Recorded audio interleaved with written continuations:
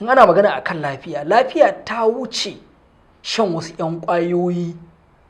na 'yan kwanaki ka daina jin zugi ko ka daina jin raɗaɗi ko ka daina jin tsuko.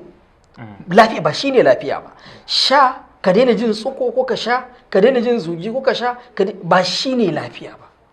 Wannan ƙwayoyin da ake bayarwa ko a complementary and alternative medicine ko a allopathic medicine ko a indigenous traditional medicine duka ƙwayoyi ne da ƙwararru suke yin su don su kashe zugi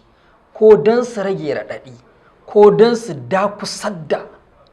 ka gane wato yanayin yadda ciwo daga ci gabansa a dakile ci gabansa ba ma ci gaban ciwon muna magana ne akan zugin da ke damu mara lafiya shi ƙwayoyin suke magana ba yaƙar ciwon ake daga tushe ba wanda shine sunan wannan shirin namu tushen lafiya tushen ciwo da lafiya tushen ciwo da lafiya in kana neman tushen ciwo sai ka dubi dukkan jiki gabaki ɗayansa shi kansa gangar jikin a matsayin ganga bahaushe ya ce gangar jiki abinda ake nufi da gangar jiki wato sundukin jiki shine gangar jiki kaga kenan wato in aka ce sunduki wato kaga kenan akwai wani abu kenan da ke tare da gangar jikin wanda ya fi shi gangar jikin muhimmanci shi ke gudanar da aikace-aikacen gangar jikin kamar irin su misali kamar ruhi ɗinka ruhiyar mu kaga ruhiyar mu take da alaka wato da yadda jikin ke aikace-aikacensa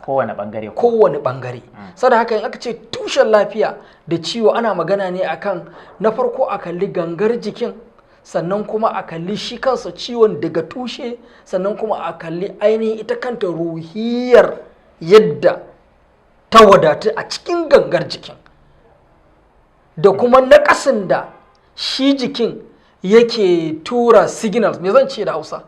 saƙo yake tura saƙo akwai duk lokacin da jiki ya samu tawaya ko ya zoɓa